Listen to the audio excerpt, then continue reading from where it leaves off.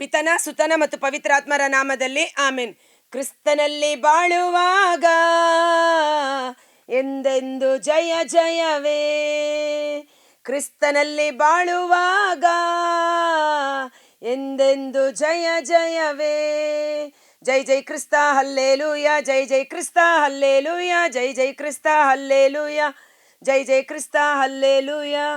ಸೈತಾನನ ಅಧಿಕಾರವೆಲ್ಲ ನನ್ನ ಯೇಸುದೇವ ಕಿತ್ತುಕೊಂಡರು, ತಲೆಯನ್ನು ಜಜ್ಜಿದರು, ಅವನ ಕಾಲಲ್ಲಿ ಮೆಟ್ಟಿದರು.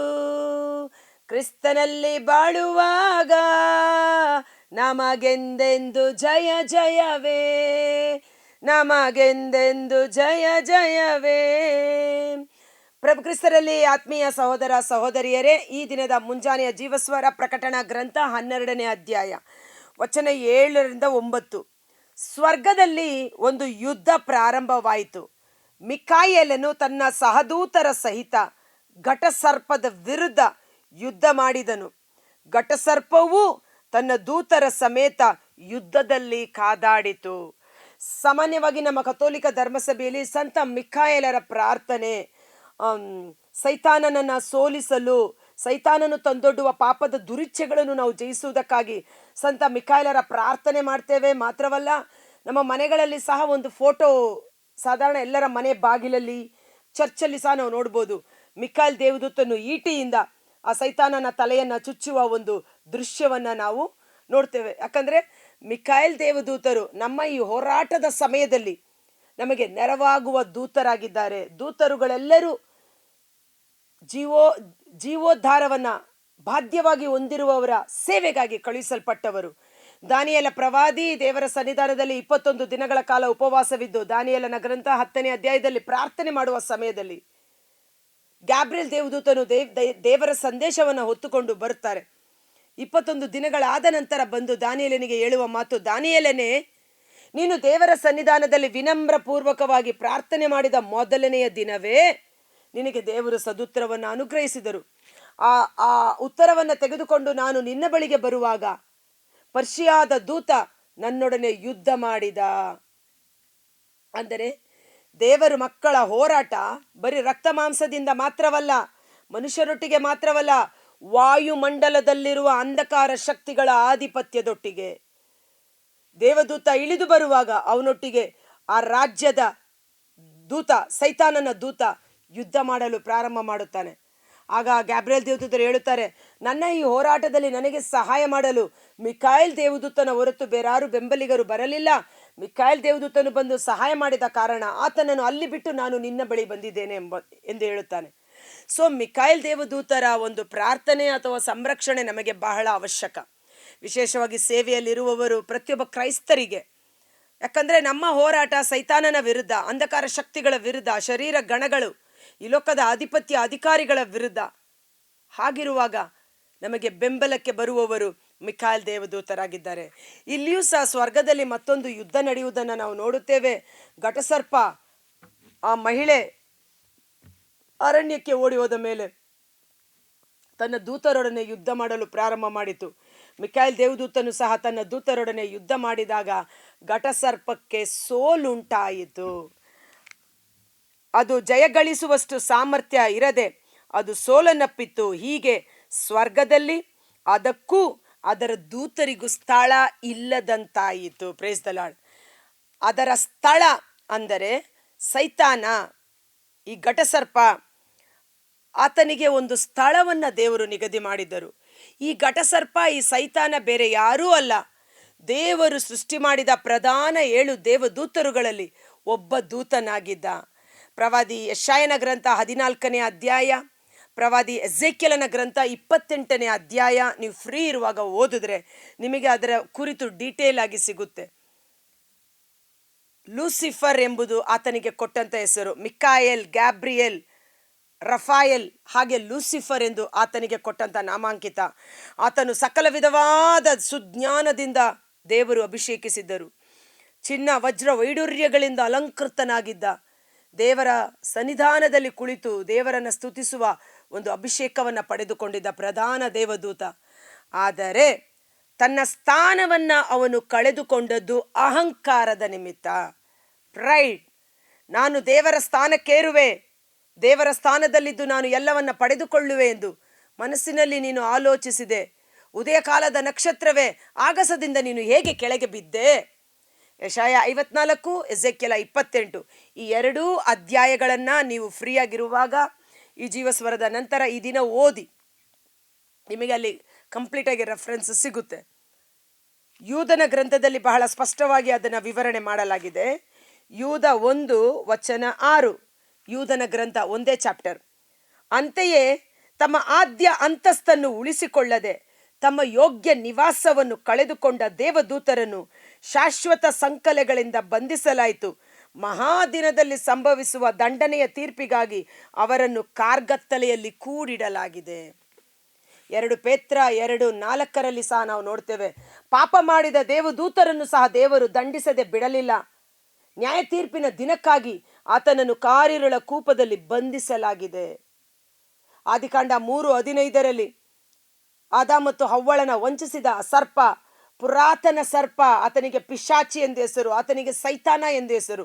ಅವನು ಆದಿಯಿಂದಲೂ ಸುಳ್ಳು ಹೇಳುವವನೇ ಆಗಿದ್ದಾನೆ, ವಂಚಿಸುವವನಾಗಿದ್ದಾನೆ.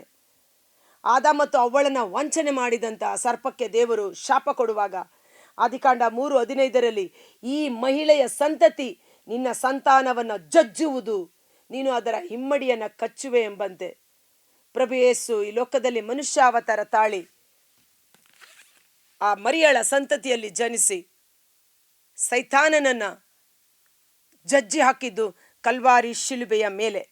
ಕೊಲೆಸ 2:14-16 ಓದೋಣ. ಅವರು ನಮ್ಮ ಎಲ್ಲ ಪಾಪಗಳನ್ನು ಕ್ಷಮಿಸಿದ್ದಾರೆ, ನಮ್ಮನ್ನು ಬಂಧಿಸಿದ್ದ ಧರ್ಮಶಾಸ್ತ್ರದ ವಿಧಿ ನಿಯಮಗಳನ್ನು ಕ್ರಿಸ್ತ ಯೇಸು ತೊಡೆದು ಹಾಕಿದ್ದಲ್ಲದೆ ಅವುಗಳನ್ನು ಶಿಲುಬೆಗೆ ಜಡಿದು ನಮ್ಮನ್ನು ಬಿಡುಗಡೆ ಮಾಡಿದ್ದಾರೆ.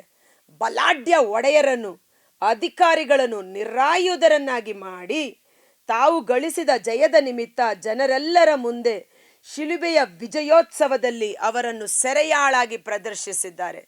ಶಿಲುಬೆಯ ಮೇಲೆ ಪ್ರಭು ಯೇಸು ವಿಜಯೋತ್ಸವ, ಪಾಪವನ್ನ ನಾಶ ಮಾಡಿ ಮರಣಾಧಿಕಾರಿಯಾದ ಸೈತಾನನನ್ನು ಜಯಿಸಿ ಮೃತ್ಯುಂಜಯರಾಗಿ ಆತನನ್ನು ಸರಪಣಿಗಳಿಂದ ಕಟ್ಟಿಹಾಕಿ ಶಿಲುಬೆಯ ವಿಜಯೋತ್ಸವದಲ್ಲಿ ಮೆರವಣಿಗೆ ಮಾಡಿದ್ದಾರೆ. ಆತನನ್ನು ಅಂತಿಮ ತೀರ್ಪಿಗಾಗಿ, ಅಂತಿಮ ದಂಡನೆಗಾಗಿ ಕಾರಿರುಳ ಕೂಪದಲ್ಲಿ ಬಂಧಿಸಿಡಲಾಗಿದೆ. 2 ಪೇತ್ರ 2:4, ಯೂದ 1:6 ನಾವು ನೋಡ್ತೇವೆ. ಆ ಘಟಸರ್ಪಕ್ಕೆ ಅಲ್ಲಿ ಸ್ಥಳವಿಲ್ಲದೆ ದಬ್ಬಲಾಯಿತು ಸ್ವರ್ಗದಿಂದ. ಯೋಹನ 8:44 ಪ್ರಭು ಯೇಸು ಹೇಳಿದರು, ಆತ ಆದಿಯಿಂದಲೂ ಸುಳ್ಳು ಹೇಳುವವನು, ಸುಳ್ಳುಗಾರ, ಸುಳ್ಳು ಹೇಳುವವನು, ಸೈತಾನನ ಮಗ ಅನ್ನುವ ರೀತಿಯಲ್ಲಿ. ಇನ್ನೊಂದು ಕಡೆ ನಾವು ನೋಡ್ತೀವಿ, ಲೂಕ 10:18 72 ಮಂದಿ ಬಂದು ಸೇವೆಯನ್ನು ಮಾಡಿ ಯೇಸುವಿಗೆ ವರದಿ ಒಪ್ಪಿಸುವಾಗ, ನೀವು ಪ್ರಾರ್ಥನೆ ಮಾಡುವಾಗ ಆಕಾಶ ಮಂಡಲದಿಂದ ಸೈತಾನ ಸಿಡಿಲಿನಂತೆ ನೆಲಕ್ಕೆ ಬೀಳುವುದನ್ನು ನಾನು ಕಂಡೆ. ಅವನು ದಬ್ಬಲ್ಪಟ್ಟ. ದೇವರ ಮಕ್ಕಳು ಸ್ತುತಿಸುವಾಗ, ದೇವರ ಮಕ್ಕಳು ಪ್ರಾರ್ಥಿಸುವಾಗ, ದೇವರ ಮಕ್ಕಳು ಯೇಸು ನಾಮದಲ್ಲಿ ಕರವೆತ್ತಿ ಬೇಡುವಾಗ ಅಂಧಕಾರ ಶಕ್ತಿಗಳ ಆಧಿಪತ್ಯ ನಿಷ್ಕ್ರಿಯವಾಗುತ್ತದೆ. ಯುದ್ಧ ವಾಯುಮಂಡಲದಲ್ಲಿ ನಡೆಯುತ್ತದೆ.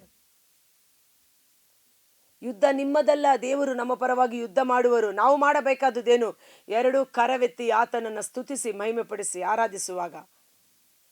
ಮಿಕಾಯೇಲನು ತನ್ನ ದೂತರ ಸಮೇತ ಹೋಗುತ್ತಾನೆ. ಆ ಘಟಸರ್ಪ ಸೈತಾನ ಅವನ ದೂತರ ಸಮೇತ ಬರುವಾಗ ದೇವರ ಮಕ್ಕಳಿಗೆ ಜಯ ಉಂಟಾಗುತ್ತದೆ. Praise the lord. ಇಡೀ ಸಮಸ್ತ ಜಗತ್ತನ್ನು ವಂಚಿಸುತ್ತಿದ್ದ ನೋಡಿ, ವಂಚಕ, ನಯವಂಚಕ, ಕುತಂತ್ರಿ, ನಯವಾದ ಮಾತುಗಳನ್ನು ಹೊತ್ತುಕೊಂಡು ನಮ್ಮ ಬಳಿ ಬರುತ್ತಾನೆ. ಅವನ ಉದ್ದೇಶ ವಂಚನೆಯಾಗಿರುತ್ತದೆ. ಸೈತಾನನ ಕೈ ಮೇಲಾಗದಂತೆ ನೀವು ಜಾಗರೂಕರಾಗಿರಿ. ದೇವರ ವಾಕ್ಯ ನಿಮಗೆ ಚೆನ್ನಾಗಿ ತಿಳಿದಿರಬೇಕು. ಸಮಸ್ತ ಜಗತ್ತನ್ನು ವಂಚಿಸುತ್ತಿದ್ದ ಮಹಾಘಟ ಸರ್ಪವನ್ನು ಭೂಮಿಗೆ ತಳ್ಳಲಾಯಿತು. ಈ ಪುರಾತನ ಸರ್ಪಕ್ಕೆ ಪಿಶಾಚಿ ಎಂತಲೂ ಸೈತಾನ ಎಂತಲೂ ಹೆಸರು. ಅದರ ದೂತರನ್ನು ಸಹ ಅದರೊಡನೆ ತಳ್ಳಲಾಯಿತು. ಅಲ್ಲಿಂದ ಆತನನ್ನು ದಬ್ಬುವಾಗ ಅವನೊಡನೆ ಅವನ ಚೇಲಾಗಳು ಅಂತ ಹೇಳ್ಬೋದು, ಅವನ ಗ್ಯಾಂಗ್ ಅನ್ಬೋದು, ಅವರೆಲ್ಲರೂ ಆತನೊಡನೆ ಭೂಮಿಗೆ ಬಂದು ಬಿಟ್ಟಿದ್ದಾರೆ ಅನ್ನುವ ರೀತಿಯಲ್ಲಿ. ಆದ ಕಾರಣ ಒಂದು ಕ್ಷಣ ಕಾಲ ನಾವು ಕಣ್ಗಳನ್ನು ಮುಚ್ಚೋಣ. ಕರ್ತರಾದ ಯೇಸುವೇ, ಮುಂಜಾನೆ ಜೀವಸ್ವರವನ್ನು ಆಲಿಸುತ್ತಿರುವ ಪ್ರತಿಯೊಬ್ಬ ಸಹೋದರ ಸಹೋದರಿಯರು, ಅವರ ಕುಟುಂಬಗಳು ನಿಮ್ಮ ಬಲಾಢ್ಯವಾದ ಗಾಯಗೊಂಡ ಕರಗಳಿಗೆ ಸಮರ್ಪಿಸುತ್ತೇನೆ. ಘಟ ಸರ್ಪವನ್ನು ಸೋಲಿಸಿದ ಮಿಖಾಯೇಲ್ ದೇವದೂತ ಮತ್ತು ಆತನ ಸಂಗಡಿಗರು ಆ ಮಹಿಳೆಯ ಸಂತತಿಯ ವಿರುದ್ಧ ಯುದ್ಧ ಮಾಡಲು ಬರುವಾಗ ಈ ವಿಶ್ವಾಸದ ಹೋರಾಟದಲ್ಲಿ, ಆಧ್ಯಾತ್ಮಿಕ ಹೋರಾಟದಲ್ಲಿ ನಮಗೆ ಬೆಂಬಲಿಗರಾಗಿ ನಿಲ್ಲುವವರು ಮಿಖಾಯೇಲ್ ದೇವದೂತರಾಗಿದ್ದಾರೆ. ಮಿಖಾಯೇಲ್ ದೇವದೂತರ ಸಂರಕ್ಷಣೆ ನಮಗೆ ಸದಾಕಾಲ ಇರಲಿ. ಕೀರ್ತನೆ 34:7 ದೇವರಲ್ಲಿ ಭಯಭಕ್ತಿ ಉಳ್ಳವರ ಸುತ್ತಲೂ ಆತನ ದೂತನೇ ದಂಡಿಳಿದು ಕಾವಲಿದ್ದು ಕಾಯ್ದು ಕಾಪಾಡುವನು ಎಂಬ ವಾಕ್ಯದಂತೆ ನಮ್ಮ ಕಾವಲು ದೂತರು, ನಮ್ಮ ಸಂರಕ್ಷಕ ದೂತರು ಎಡ ಬಲ ಹಿಂದೆ ಮುಂದೆ ಇದ್ದು ನಮ್ಮನ್ನು ಸಕಲ ವಿಧವಾದ ಕೇಡು ಅಪಾಯ ಆಪತ್ತಿನಿಂದ ಪಾಪದ ಪ್ರಲೋಭನೆಗಳಿಂದ ನಮ್ಮನ್ನು ಸುರಕ್ಷಿತವಾಗಿ ಕಾಯ್ದು ಕಾಪಾಡಿ ಸತ್ಯದ ಸನ್ಮಾರ್ಗದಲ್ಲಿ ಮುನ್ನಡೆಸಲಿ. ಮತ್ತಾಯ 11:10 ಇಗೋ, ನಿನಗಿಂತ ಮುಂಚಿತವಾಗಿ ನನ್ನ ದೂತನನ್ನು ಕಳಿಸಿ ದಾರಿಯನ್ನು ಸರಾಗ ಮಾಡುತ್ತೇನೆಂದು ವಾಗ್ದಾನ ಮಾಡಿರುವ ದೇವದೂತರುಗಳು ನಮ್ಮ ಪರವಾಗಿ ಕಾರ್ಯತತ್ಪರರಾಗುವಂತೆ ಶಿಲುಬೆಯ ವಿಜಯೋತ್ಸವದಲ್ಲಿ ನಾವು ಭಾಗಿಗಳಾಗುವಂತೆ ಸೈತಾನನನ್ನು ಈಗಾಗಲೇ ಪ್ರಭು ಯೇಸು ಜಯಿಸಿ ಕಾರಿರುಳ ಕೂಪದಲ್ಲಿ ಕಟ್ಟಿ ಹಾಕಿದ್ದಾರೆ. ಪ್ರಭು ಯೇಸು ನಮಗೆ ಜಯವನ್ನು ತಂದು ಕೊಟ್ಟಿದ್ದಾರೆ. ಆ ಜಯದಲ್ಲಿ ಭಾಗಿಗಳಾಗುವಂತೆ ಸೈತಾನನಿಗೂ ಅಂಧಕಾರ ಶಕ್ತಿಗಳಿಗೂ ನಮ್ಮ ಮೇಲೆ, ನಮ್ಮ ಕುಟುಂಬದ ಮೇಲೆ ಯೇಸುವಿನ ನಾಮದ ಶಕ್ತಿಯಲ್ಲಿ ಅಧಿಕಾರ ಇಲ್ಲ ಎಂದು ಅವುಗಳನ್ನು ಆಜ್ಞಾಪನೆ ಮಾಡಿ ನರಕದ ಪಾತಾಳಕ್ಕೆ ಕಟ್ಟಿ ಹಾಕುತ್ತೇನೆ. ನಾನು, ನನ್ನ ಕುಟುಂಬ, ನಮ್ಮ ಸಂತತಿ ಸಂತಾನ ಯೇಸುವಿಗೆ ಸೇರಿದವರು ಯೇಸುವಿನ ರಕ್ತದ ಕೋಟೆಯಲ್ಲಿ ಪವಿತ್ರ ಆತ್ಮರ ಅಭಿಷೇಕದಲ್ಲಿ ಪ್ರವರ್ಧಿಸುವಂತೆ, ಈ ಲೋಕದಲ್ಲಿ ಯೇಸುವಿಗೆ ನೈಜ ಸಾಕ್ಷಿಗಳಾಗುವಂತೆ ಸರ್ವಾಧಿಕಾರದಿಂದ ಯೇಸು ನಾಮದಲ್ಲಿ ನಾವು ಕಾರ್ಯ ಮಾಡುವ ಕೃಪೆಗಾಗಿ ಪ್ರಾರ್ಥಿಸಿ ಬೇಡಿ ಹೊಂದಿಕೊಳ್ಳೋಣ. ಆಮೇನ್. God bless you. ಈ ವಿಡಿಯೋ ಲಿಂಕನ್ನು ಪರರಿಗೂ ಶೇರ್ ಮಾಡಿ ಆಶೀರ್ವಾದವನ್ನು ಹೊಂದಿಕೊಳ್ಳಿ. Thank you. ಮರೆಯದೆ ಈ ದಿನ ಎಜೆಕಿಯಲ್ 28, ಯೆಶಾಯ 14 ಅಧ್ಯಾಯಗಳನ್ನು ಓದಿ. Thank you.